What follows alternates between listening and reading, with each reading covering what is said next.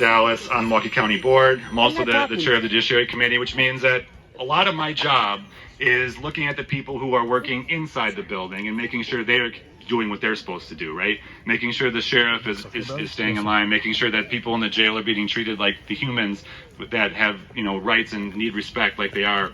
And unfortunately, this week and in recent weeks, it's now our attention's had to turn to people that don't belong in our house, right? Customs, Border Patrol, ICE, FBI, right? The Federal Bureau of Instigation, right? That's what they are right now. Let me tell you about Judge Dugan. I first met her when I was running for alderman, probably like 9-10 years ago, something like that. And what struck me about her is, growing up Catholic, is that she was like that favorite Sunday school teacher, right? She was the one who would take the extra time to talk to you. She always cared. She was always looking out for people who were vulnerable, people who didn't have as much, right? That's who she is. That's who she's going to continue to be. And the fact that this is the person that this administration chose to make an example of is, well, it just shows how strategic they are, I guess. Yep. So they felt the need to make her do a perp walk, right? The only people that should be doing a perp walk in this whole situation is Donald Trump. He's the one convicted of 34 felonies. He's the one who spent his entire life avoiding accountability for every single thing he's ever done. So this is all about power, right? This is not about the law. This is not about Judge Dugan breaking the law. I don't believe she did break the law. And if she did it for a good reason, right? This is about power, but power only comes with consent, and we did not. None of us here consented to this. That's right.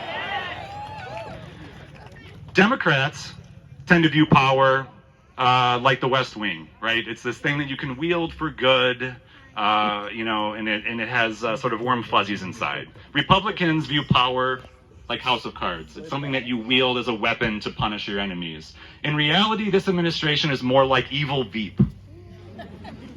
Nobody knows what they're doing, but they have the worst possible intentions every single time.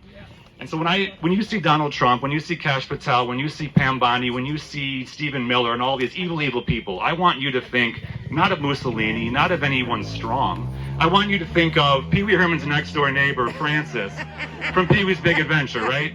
Rich kid in a bathtub with a boat, thinks he's the best. He has everything he could possibly want, and he still wants more. That's who our president is. And that's the kind of people he surrounds himself with.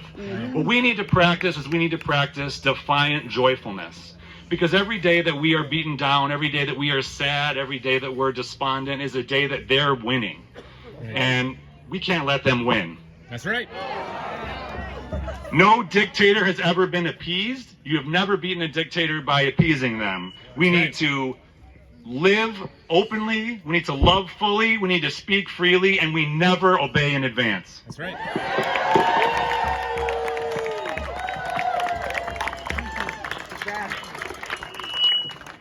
Like I said, it's incredibly important that every single politician that we can get on our